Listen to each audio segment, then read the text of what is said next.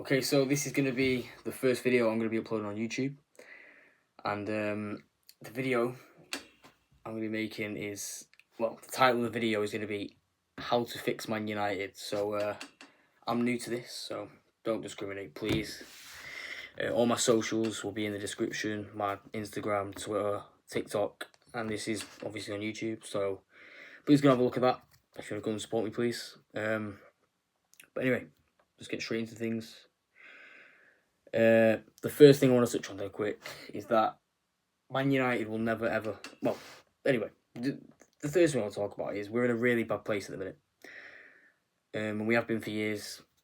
It is fucking horrible. It is really hard being a Man United fan at the minute, and there's so much shit going on. I mean, the background of the club, and it is we're rotting. We really are. It's fucking but it ain't a mystery to point out the problems in the club. It really ain't. You can literally see it, and it all of it comes down to the Glazers.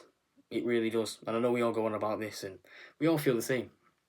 But I mean, I can list loads of things that we're in debt because of them. They've done fuck all. They've took money out. $1 billion. It was $1 billion if you look at the thing. They've took out $1 billion. That's how much they've took out from the club. So I mean, imagine that. Imagine we'd have another $1 billion. And what we could have done with that £1 billion. But yeah, you don't have to be an expert to know, like, they've completely neglected us, and there's nothing we can do. There's not much we can do, but it's pointless me going on in this video without mentioning the Glazers. And even Ineos have come in, they own 25% of it, I think, and the Glazers still own most of the football club anyway. So there's not much they can do. And even if Ineos took full control of Man United 100%, I mean, they've already made mistakes. You can't even really trust them, can you? So, I mean, I don't know, man. I really don't know. It takes a huge responsibility to own a big football club like Man United, and all you need is just. I mean, we need owners we just need some suitable organisation that can come in and buy this football club with. We need some rich owners that. I mean, it does take a big responsibility to own a club like Man United. We're such a big club, and we generate a fuck ton of money. We really do, and we need owners that we need rich owners because we're a rich club. That's how it should work, and that's, do you know what I mean? So, yeah. Anyway, I'm ranting about this, and I don't really want it because, well, so I feel like that's what all United fans do nowadays. So, but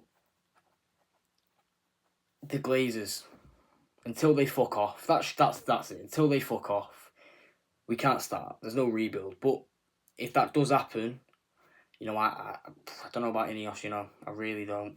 I would love if Qatar could come in and buy us, pay off the debt.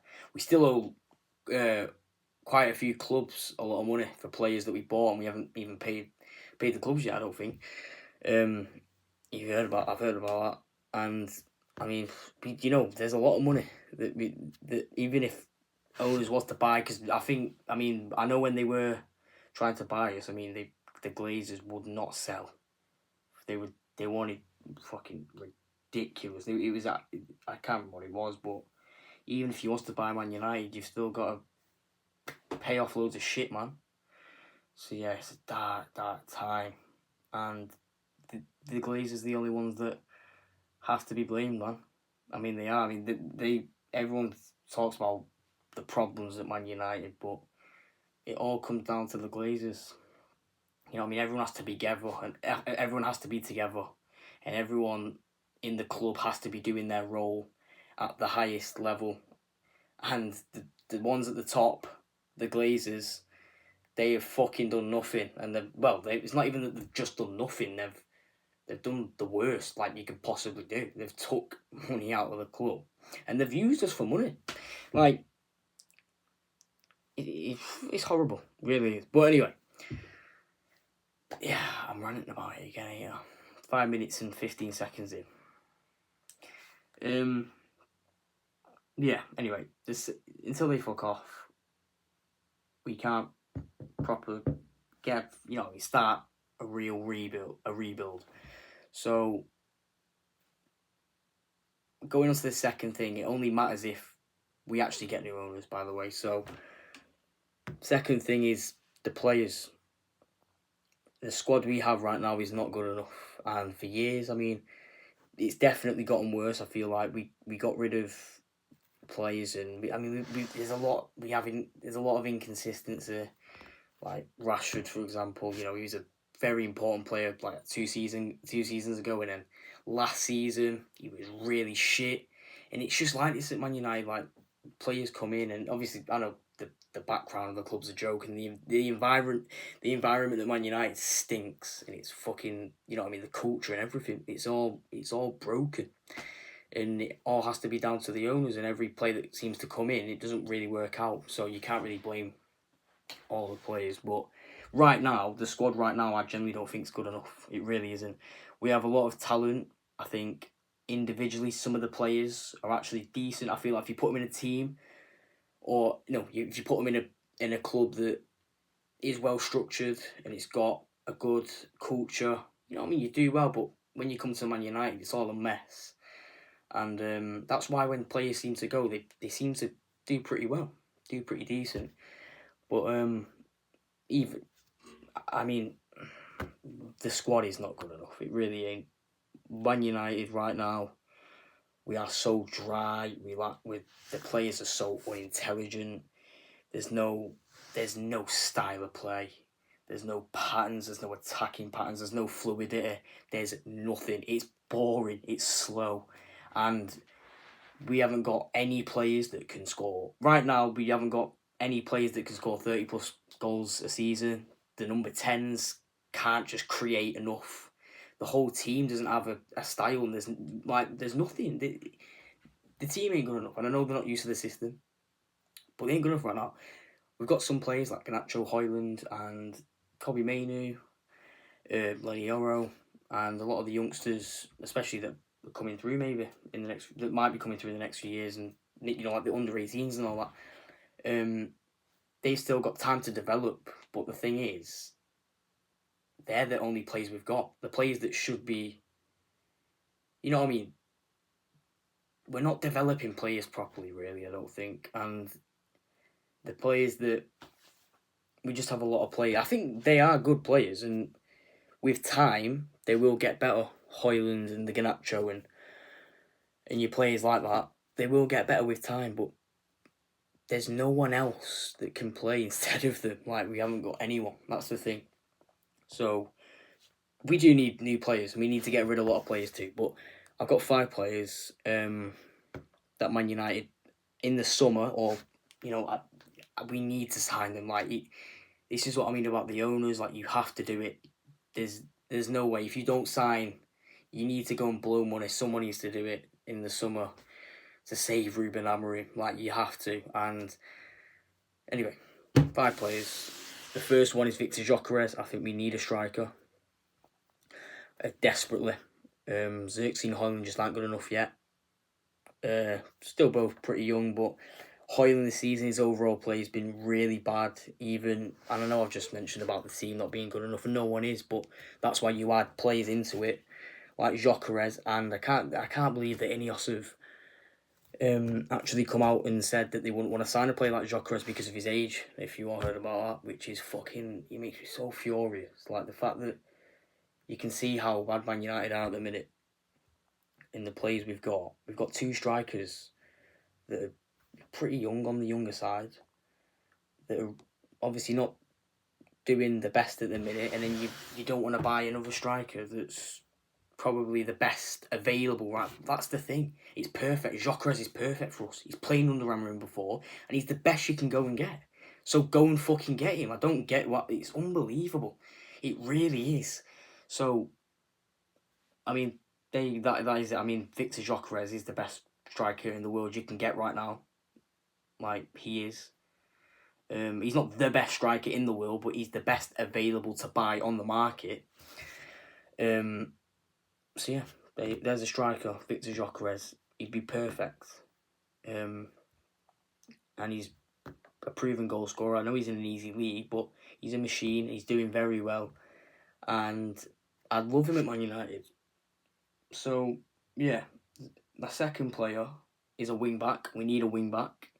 There's still missing pieces in this system. Well, in this team, there's fucking loads. But I'm just saying we actually don't have a right-sided wing back. I know Dorgu can play on the right side, which he has done before, and he did it on his debut.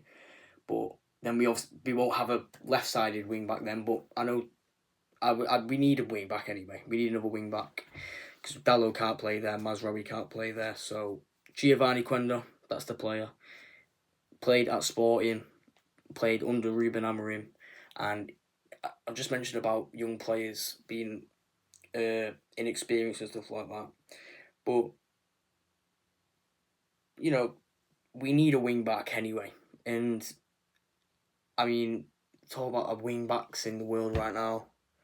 I mean, there's Frimpong. He's pretty good, but I mean, this is. I know this is a thing. I mean, I don't want to. I think there is stuff going on with Quenda and Manchester United right now, so it is probably most likely to happen anyway. But yeah, I mean, I think he's 17 and he's got a huge ceiling. So yeah, I mean, I love him to see him at Man United, and you never know, he could become one of the best wing backs in the world one day. So yeah, and we need a wing back anyway. So like, yeah, there's Giovanni Quenda. He's played under Amorim, and you know what I mean. It fits pretty nicely. And he's very young, but why not? Third player, Matthias Cunha. So he's flying at Wolves at the minute. He's got a great profile. I think he scored like the most goals outside the box in the Premier League this season or something. Or something like that. I seen a stat the other day. But he's a fantastic player. He's great to watch, and this is something that we need too. And then we've been Garnacho's playing. We kind of confused in the number 10s too. And this is why the front line has just been really shit. And imagine Cunha and Gyökeres and Amad Diallo. I know he's injured at the minute. We're missing him. We are missing him so bad at the minute. But Cunha's a fantastic player, and I'd love him to come to Man United.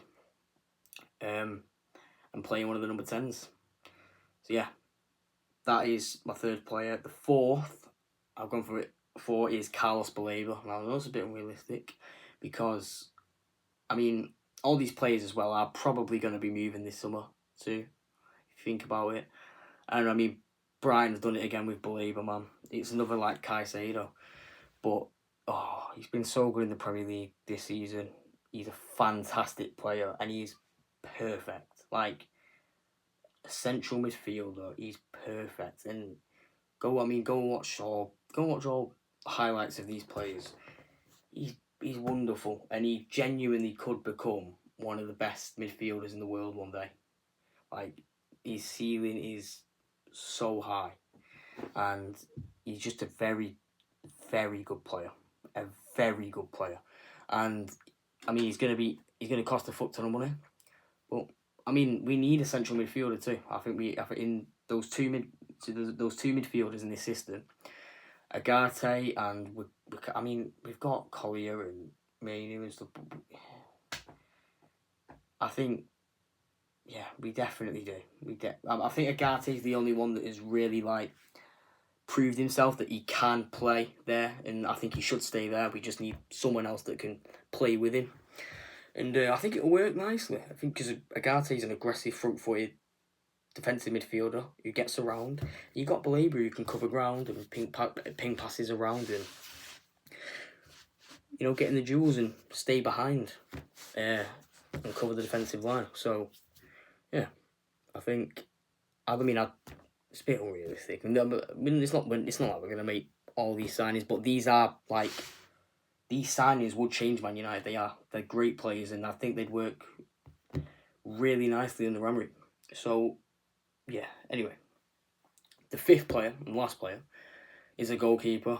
Because, I mean, Onana has just been very shaky recently. I mean, we made a mistake getting rid of De Gea. And a lot of people, including me, wanted De Gea gone, thinking that we needed a modern day goalkeeper. And one of the main reasons we brought in Onana is for his ball playing ability, but I haven't seen any of that. And I mean, shot stopping is the most important thing a goalkeeper needs, and his shot stopping ability is not good enough. It really isn't. And he's been making a lot of mistakes recently, and I think we need to buy a goalkeeper. Maybe, I don't know, if Altay I know he's injured at this moment in time, but maybe he could break through and actually prove himself. I don't know. We'll see. But if not, at the goalkeeper, Diogo Costa, again, I mean, I don't know if there's many goalkeepers right now on the market available that you can go and get, and you know what I mean, he's good enough, but I mean, he's Portuguese, Diogo Costa. I know, I think we have been in talks with a goalkeeper and stuff like that, and I think it was Costa actually, but I think he's a good shot stopper, and I probably do better than Onana, to be fair. But yeah, anyway, that's my video. How to fix Man United. Just hope the Glazers fuck off and get Qatar in, build have an actual project, get everyone to do their jobs, and yeah, thanks for watching, guys.